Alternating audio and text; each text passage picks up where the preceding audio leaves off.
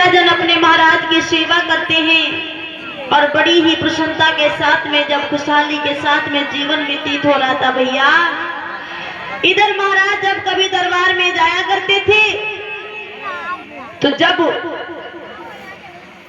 महाराज के दरबारी मंत्रीगण देखा करते थे कि हमारे महाराज आ रहे हैं तो बड़ा ही मान सम्मान किया करते थे। याद रखना मेरे परम भाग्य भक्तों, धीरे धीरे जब समय व्यतीत होता चला गया तो एक दिन का जिक्र था, रानी पवन रेखा महलों में बैठी हुई थी और इधर महाराज दरबार के लिए प्रस्थान कर चुके थे। रानी पवन रेखा बैठी हुई थी महलों में और याद रखना बड़ी सुंदर सुंदर अटारी पे जो है पुरवैया चल रही थी और चारों तरफ अपने राज्य को निहारती हुई जा रही थी। लेकिन देखा है रानी पवन रेखा बड़ी उदास थी। गलियों में देखती हैं सबके बाल बच्चे खेलते हैं लेकिन रानी के कोई संतान नहीं, तो बड़ी दुखी रहा करती थी। एक दिन का समय है, महारानी पवन रेखा ने जब अन्य बालकों को देखा तो विचार करने लगी है कि प्रभु हमारे पास सब कुछ होते हुए भी हमारे कोई कन्या तक नहीं है। सोचने लगी है, दुखी हो गई, निराश हो गई। तो उसी समय अपनी बहन बांदी को बुलाया और बांदी से कहा, अरे बहना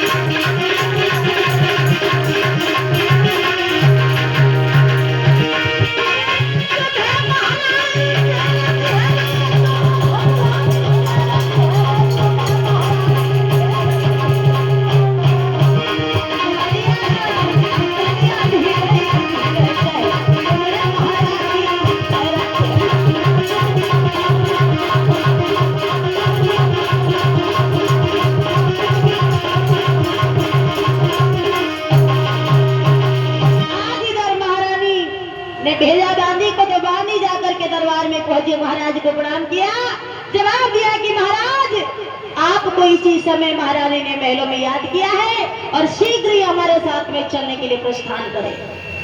महाराज उग्रसेन के लिए बांदी, आज दोपहरी का समय रानी ने महलों में बुलाया, हमें लग रहा है कि हमारी रानी की तबीयत नहीं ठीक है, ठीक है हम चलने के लिए तैयार है। महाराज ने फेटा कटारी उठाई और पीताम्बर को समेटते बांदी के पीछे पीछे चल दिए, बांदी के पीछे पीछे चल दिए। मेरे परम भक्त याद रखना, आज जो महाराज रंग भवन में पहुंचे हैं, रानी ने अपने पिया को आता हुआ देखा है, सुंदर सा पलिंगा अंगना में डाल दिया और आगे बढ़कर के कलाई को पकड़ लिया, अपने सजना को पलिंगा पे बिठा लिया।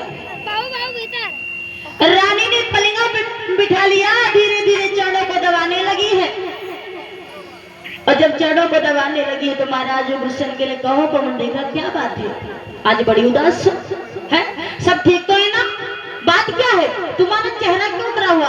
रानी बोली पिया क्या बताए, आज बड़ा ही मेरा मन विचलित हो रहा है, बड़ा ही मेरा मन विचलित हो रहा है। क्यों? क्योंकि मेरा जो मन है इस आंगन में बिल्कुल नहीं लग रहा है, एक पल भी मेरा मन नहीं लग रहा। तो महाराज बोले बात क्या है बताओ तो, आखिर हुआ क्या है। रानी समझा करके बोली पिया सुनो,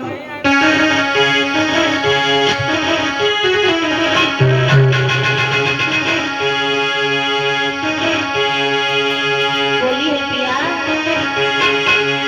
आई तने दिन नाई संतान भई और सब दुनिया हंसी उड़ाती है, वही सया बनी वाला कहलाते हैं पिया।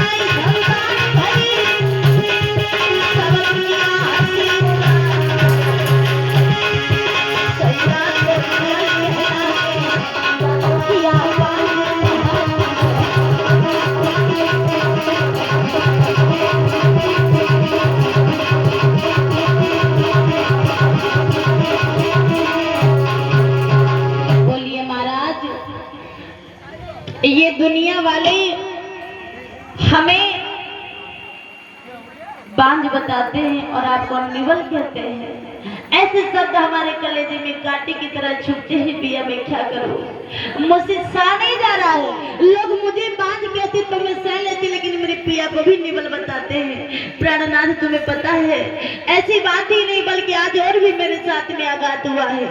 जैसे मैं आज सुबह सुबह उठी तो मेरे साथ बड़े बड़े अपशगुन होने लगे हैं। महाराज बोले अपशगुन क्या बात है, क्या हुआ बताओ। तो रानी बोली पिया तुम्हें नहीं पता, जब आज मैं सुबह उठी तो क्या हुआ हमारे साथ।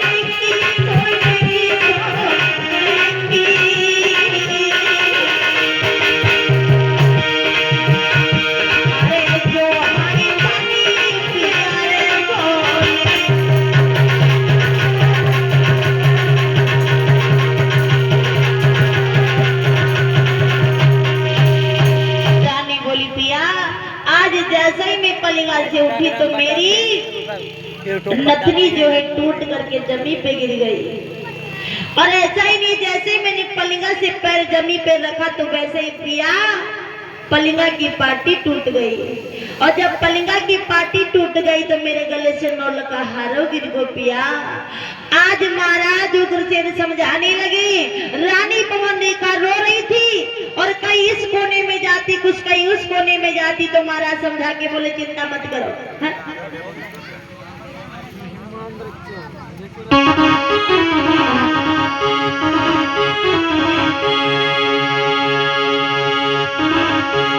आज रानी बोली है पिया, मेरी बिंदिया छैया रपनी भाल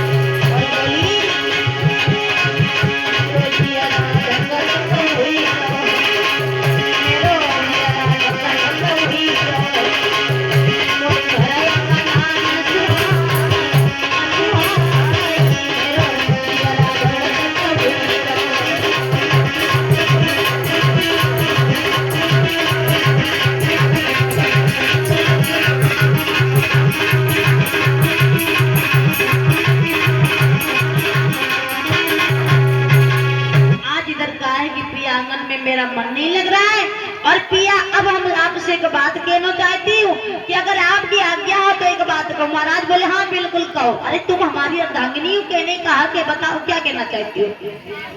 रानी पवनेका बोली पिया अब आज हम जो है मेरा मन कर रहा है कि मैं कहीं इस महल से बाहर निकल के वन में घूम करके आऊं, अगर आपकी आज्ञा हो तो। मैं वन घूमना चाहती हूँ। और जो इतने शब्द सुने महाराज उग्रसेन के लिए, अरे ऐसी क्या बात है, वन घूमना चाहते तो घूम करके आओ। देखो हमारे कितने नौजवान जो है मंत्रीगण है, तुम्हारी सखियां हैं, साथ में ले लो और जाकर के वन घूम करके आओ। हम तुम्हारे जाने की तैयारियां करते हैं। अब इधर भैया महाराज उग्रसेन ने मंत्री को बुलाया है। मंत्री आ जाओ इधर, मेरी बात सुनो मंत्री। और भैया 4 माइल आए थे। अरे इधर से उधर जाओ, कोई जरूरी बीच में जाओ है, बीच में जगह है। चरपैया लेके आओ। महामंत्री जी मालिक, हमने तुम्हें इसलिए बुलाया है कि जितने भी सैनिक हैं हाँ सभी को अपने साथ में तैयार कर लो, और वो भी हथियार के साथ में, क्योंकि तुम्हारी जो महारानी है, नानी हमारे मर गए कल परसों। नानी नहीं महारानी।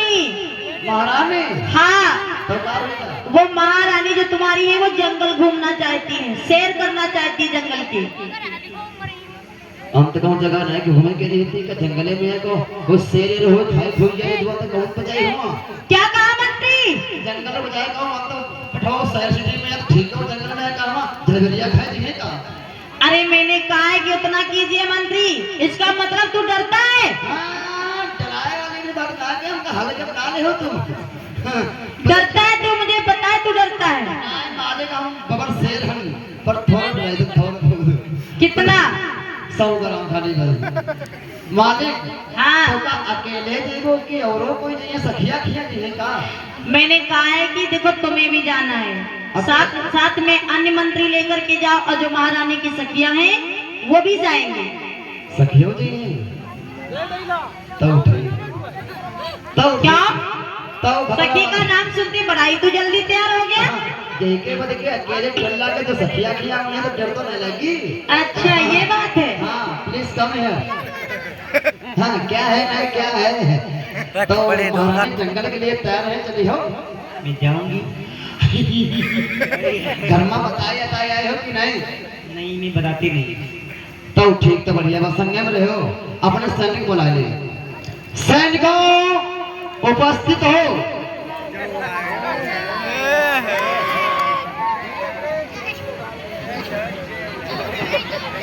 सैनिक आएगी हमारा, मुझे दौड़ आएगी। आओ कमान लाइन से खड़े जाओ। अरे मुंह हमारे गांव घुमाओ, थोड़ा पीछे हो जाओ, तुम पीछे हो जाओ, साइड से खड़े हो, लाइन से ऐसे ना, लाइन ऐसे से बनाओ, ऐसे बुद्धि नहीं काम करता मरी। हम कहीं सीधे लाइन से ऐसे खड़े हो जाओ।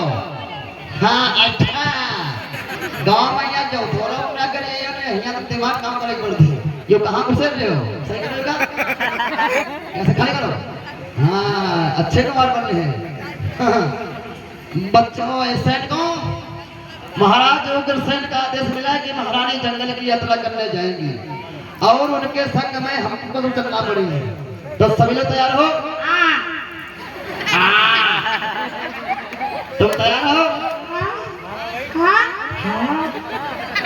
जय महादेव रे भरकर मत, जय मुझे लगवाए होगा। तुम हो तैयार हो? ये उत्तर तो और हम देना। जंगल के यहाँ चले जाओ, कुछ हथियार लाए हो, धलिया हाथ ले चले जाओ। अगर कोई शेर मिल जाए तो कहे पर ईटम पर होगा। ओ जहाँ प्याज की आ रही है धलिया हाथ। कपड़े तो सबसे पहले आप कंट्री में रहेंगे, देखेंगे कि तुम ये ला दो, देखिए तुम शेर का फेंक पियो कि नहीं। तो बच्चों sit down please, sit down please. हाँ उठा ले, ठीक। अरे तुम्हारा हाथ दे पिया की गाड़ी, खड़े हो जाओ, दौड़े। Sit down please, stand up, पीछे मुड़, आगे मुड़, थोड़ा लेफ्ट, बस। कल्याण तब तुम लोग हर काम में निपुण हो गए। तो तुम आज कुछ करते खाए थे क्या कि इसके लिए बनिए क्या खाए थे कि नहीं? क्या खाए? रोटी आलू। ये खाए आलू तबे हुई खाए चालू। अच्छा तुम प्याज के आड़ी आलू भात। भात नहीं खावा जा तो चावल खाए जा थोड़े खिया। तुम हो भात खाओ करते हो यार। तुम आलू भात। आलू भात जाए रोटी खाओ तो कुछ देहमा रोटी बने। तो सैनिकों ठीक तैयार हो तुम लोग? चलो महारानी आगे की यात्रा मंगल की जाए। खटिया आई कि नहीं आई? किससे आएंगे? लाओ फिर इसे। चार लोग निकल के आ जाओ, पीछे जाओ, लाइन से खड़े हो जाओ। ठीक वारे लहसुआ। चार लोग भैया लोग हमारे निकल के आ जाए, चार लोग कोड़े गाड़ी आसाराम। हाँ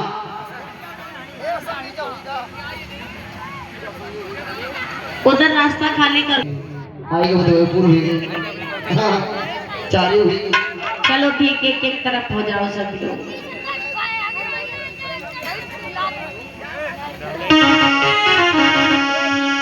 इधर रानी पवन रेखा का रथ सजवाया और रथ सजवाने के बाद में महाराज ने कहा ठीक है जाओ महारानी अपने रथ पे सवार होकर के जंगल घूम करके आना, चिंता मत करना। कपड़े दूर रख है ना हटाए कपड़े। कौन बात? जब जब फोन में आओ नहीं ना रोटी डंडी जाओ बैठो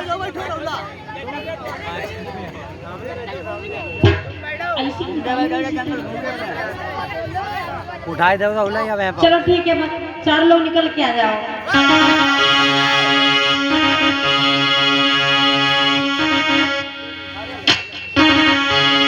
आज इधर रथ सजवाया और रथ पे सवार हो गई पवन रेखा। और जब रथ पे सवार हुई है मेरे परम भक्तों,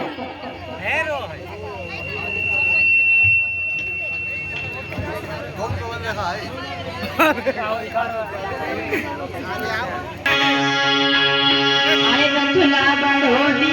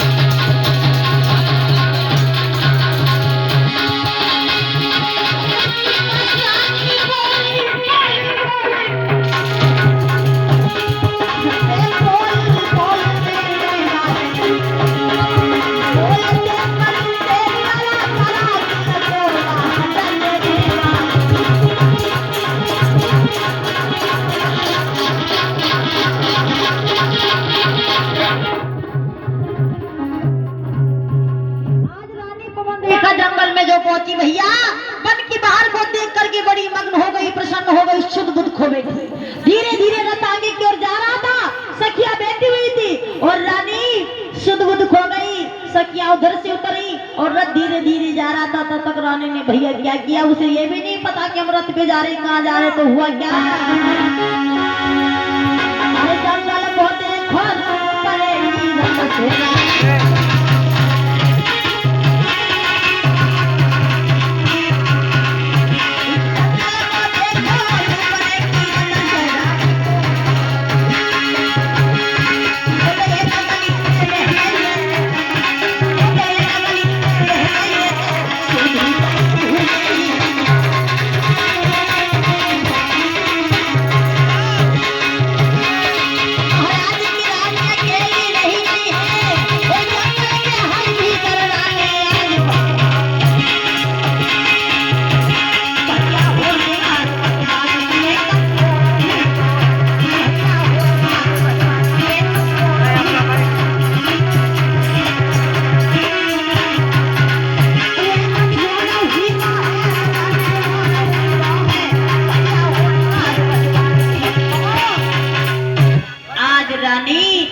रथ से कूद जाती है। पवन रेखा धीरे धीरे जंगल की ओर बढ़ी है। घने जंगल में जाकर के पहुंची, सखिया पीछे छूट गई और रानी भागती हुई आगे जब बढ़ी है, देखा बिल्कुल निर्जन वन था, बढ़ती हुई आगे की ओर जा रही थी भैया। और तब तक गजब हो गया, बाई जंगल में चीते, भालू, शेर, लोमड़ी तरह तरह की आवाजें लगाने लगे हैं। जानवर जब अपनी आवाज लगाने लगे भैया,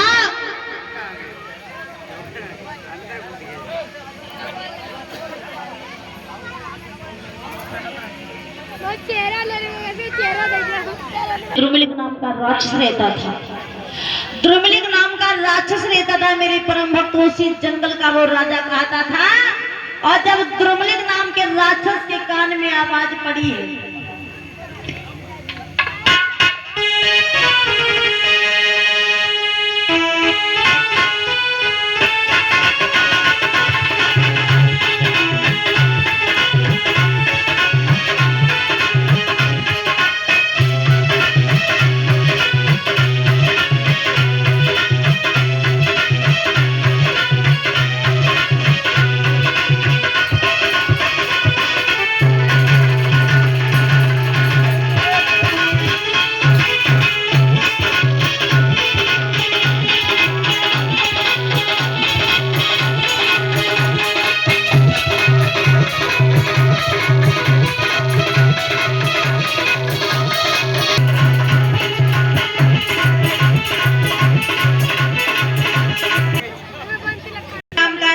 जो था उसके कान में रोने की आवाज गई, हाय बचाओ, हाय बचाओ आने की जब आवाज आई है तो राक्षस ने देखा, अरे गजब हो गया, इतनी सुंदर रानी है, लेकिन किसकी है ये रानी? कौन इस जंगल में छोड़ करके चला गया? अरे जिसने भी छोड़ा होगा बड़ा ही नालायक होगा, क्रूर होगा उसने।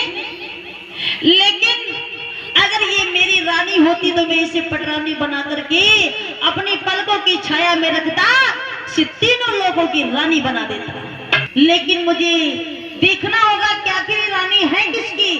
तो उस राक्षस ने देखा अपनी योग माया से, अरे ये तो मथुरा के सम्राट महाराज उग्रसेन की धर्म पत्नी यानी पतिव्रता स्त्री पवन रेखा है।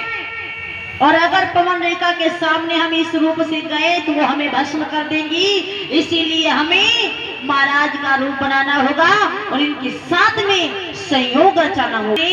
इसे महाराज उग्रसेन का भेष धारण किया और जहां पे पवन रेखा बैठी हुई थी पीछे से जाकर के उसने कंधे पे हाथ रख दिया, कंधे पे हाथ रख दिया। रानी चंगाई करके उठी, अरे हट। रानी को समझ नहीं पाई कि हमारे पिया है कि राक्षस, लेकिन भैया वो राक्षस था राजा के भेष में। तो उस राक्षस ने कहा, रानी क्यों रो रही हो, है तुम्हारे रोने की आवाज सुनी मुझसे रहा नहीं गया, मुझे चिंता सताने लगी, इसलिए मैं जंगल में तुम्हारे पीछे पीछे दौड़ा चला। तो आज इसी समय वो राक्षस बोला है कि रानी क्यों रो रही हो, क्या बात है?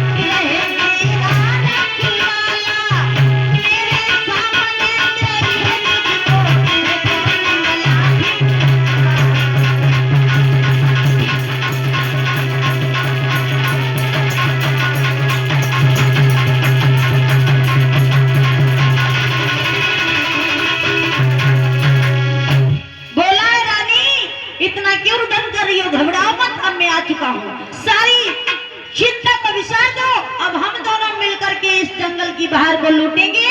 और जो इतने शब्द कहे आज रानी समझ ना पाई, और उस राक्षस ने धीरे से रानी की कलाई को पकड़ा और कलाई को थाम कर लेकर के चला है जंगल के अंदर। एक सुंदर सी गुफा बनी हुई थी और उसी गुफा के पास में जाकर के वो राक्षस पहुंचा है। और अंदर ले जाकर के जब भैया वो राक्षस गया, आज वो पवन रेखा कुछ समझ नहीं पाई। याद रखना मेरे परम भक्तों, तो उसी समय उस राक्षस ने क्या किया, कलाई को पकड़ के जब गुफा के अंदर ले गया तो जाकर के भैया रानी और राजा यानी वही राक्षस द्रुमलिंग दोनों उस गुफा में लेट जाते हैं। और लेटने के तत्पश्चात भैया हुआ क्या, आज उस नीच ने देखते देखते रानी के धर्म को नष्ट कर दिया। और लिखा है, अरे दो कैसे बानी चले करो सती संग।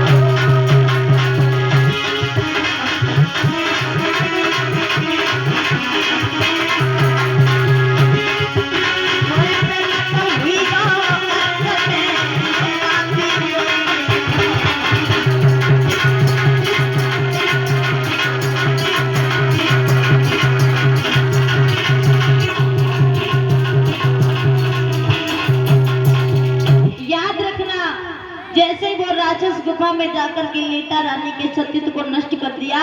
सतीत्व नष्ट करने के बाद में देखा उसके बड़े बड़े नाखून, बड़े बड़े दांत, बड़े बड़े बाल देख करके रानी हाय घबरा गई। जो हाथ देखा है उस राक्षस का, जट से चुमर को झटक दिया, चेहरे को निहारा, जवाब दिया, दोस्त नालायक नीच, तेरी इतनी मजाल, तूने मेरे सतीत्व को नष्ट कर दिया, तेरी इतनी हिम्मत, तूने मेरे साथ में ये क्या किया है? मैं अपने पिया को मुंह दिखाने के लायक नहीं हूँ, मैं तुझे मार दूंगी। अरे नीच, मैं तुझे श्राप दे दूंगी, श्राप। और इधर वो द्रुमलिंग नाम का राक्षस कहने लगा, रानी तुम पागल हो गई हो, हैं? जो मुख में आ रहा है तुम बोलती जा रही हो, अपनी जुबान को लगाम दो। शायद तुम्हें ये नहीं पता था कि तुम बांझ थी, बांझ, तुम्हारे कोई संतान नहीं थी। और आज तुम्हें तो बड़ी खुश होना चाहिए कि तुम आज हमारे और तुम्हारे बिंदु से तुम्हारे गर्भ में बालक मिलेगा। और वो जो बालक पृथ्वी पे आएगा तो होनहार बालक होगा, बलशाली होगा। रानी बोली, दुष्ट नालायक नीच राक्षस, बालक तो होगा लेकिन होगा तो तेरे जैसा।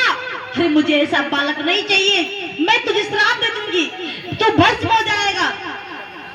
आज इधर महाराज रानी कहने लगी है कि तूने मेरे सतीत्व को नष्ट कर दिया, मैं अपने पिया को क्या मुंह दिखाऊंगी। सो राक्षस ने कहा, रानी तुझे जो भी कहना है कह ले, लेकिन मेरी दो बातें हमेशा याद रखना, उसके बाद में जो तेरी मर्जी आए वो कर। तो रानी ने कहा, क्या? राक्षस बोला, ठीक है रानी, हम तुम्हें समझाते, दो बात हमेशा याद रखना मरते जीते तक। और क्या बोला है?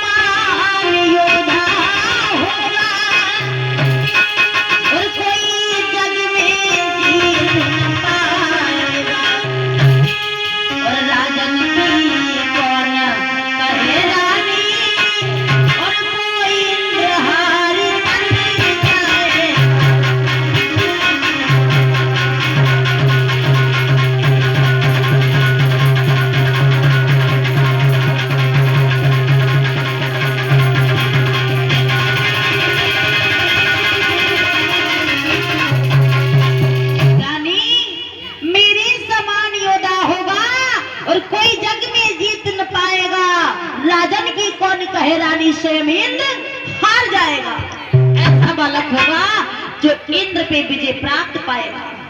लेकिन रानी एक बात और याद रखना, उसे मारने के लिए स्वयं ब्रह्म को अवतार लेना होगा। जवाब दिया है, ऋषियों मुनियों को ब्राह्मणों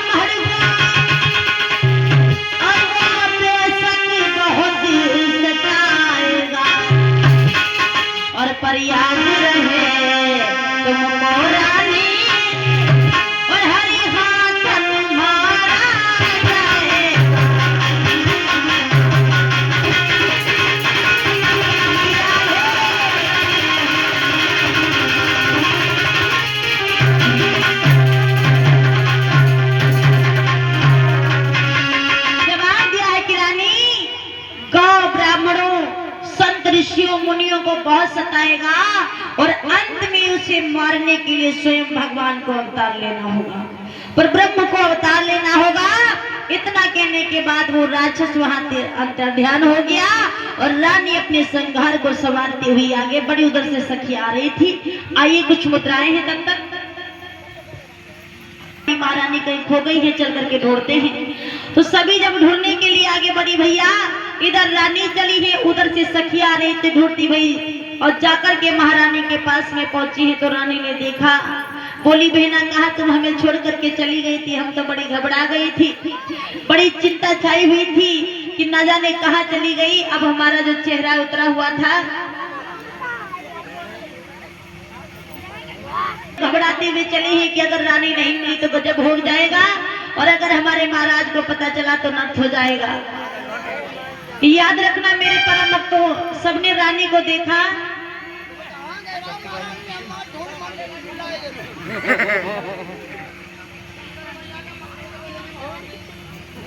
इधर रानी पवन रेखा कहने लगी है, अरे मंत्रियों, अरे दासियों, हमारे तो प्राण निकल गए थे, तुम लोग कहाँ चल गई थी हमें छोड़ करके? अच्छा, प्राण निकल गए, उल्टा हमका छोड़ के उल्टा हमका बता रहे हो कि हम आगे ले गए हम इतने पूछो ढूंढ ढूंढ पिल्लाए गए मारे हम। हाँ रानी बोली कोई बात नहीं बेना, हम तो बहुत ही ढूंढ रहे थे, लेकिन हम अंदर जंगल में चले गए, बड़े परेशान हो गए। तले सखिया बोली बात क्या है रानी, तुम्हारे संघार बड़ो बिगड़ो बिगड़ो लग रहा है। रानी बोली कछु बात ना बहना, ऐसी बात कुछ नहीं है। हाँ बताओ तो, कुछ तो बात है, तुम छिपा रही हो हैं? रानी बोली बहना ऐसी कोई बात नहीं है, इस जंगल में एक बड़ा ही मोटा हट्टा कट्टा सा बंदर आ गया, बाने हमें अकेले देख करके हम पे हमला कर दो दीदी। तासु जानती है मैंने अकेले कैसे उससे युद्ध किया, लड़ाई की, और अंत में उसने मेरे सारे संघार को बिगाड़ दिया। सोई बोली सुन बेटा, झूठ मत बोलो। क्या कह रहा है मंत्री? कुछ ना जाओ वैसे जाओ, हटो वैसे जाओ। रानी बोली बहना, कोई हट्टा कट्टा सा बंदर, कोई हट्टा कट्टा सा बंदर, और मेरे गाल टमाटर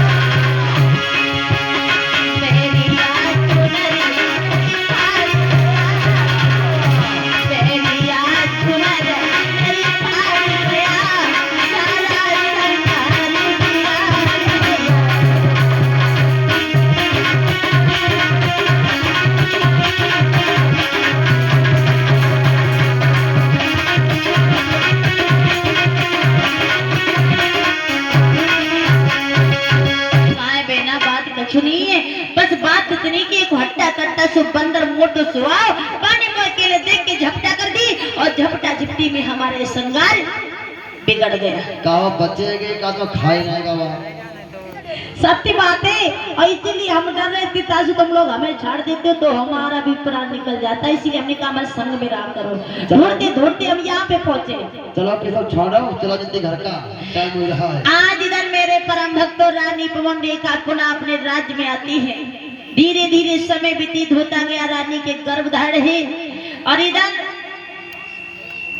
कहते हैं रानी पवन रेखा ने अपने पिया को क्या बताया, महाराज उग्रसेन को सूचित किया है कि पिया मैंने आज सपने। धीरे धीरे धीरे धीरे भैया महीने व्यतीत हुए, और जब 9वां महीना लगा है तो जानते भैया 9वें महीने में रानी की पीड़ा होने लगी, प्रसव की पीड़ा होने लगी। जब प्रसव की पीड़ा होने लगी तो जानते भैया वही राक्षस अब आने की तैयारी कर रहा है, वो राक्षस आने की तैयारी कर रहा है। याद रखना मेरे परम भक्तों, जानते हो जैसे ही उस राक्षस ने इस पृथ्वी पे जन्म लिया है, जन्म लिया, जन्म लेते ही आंधी तूफान बारिश बिजलियां कड़कने लगी हैं, खूंटी पे गैया नभाने लगी हैं। याद रखना भक्तों, जब इतना तूफान आने लगा है तो क्या दशा हुई उस मथुरा की जब वो पैदा हुआ था और राक्षस वो बालक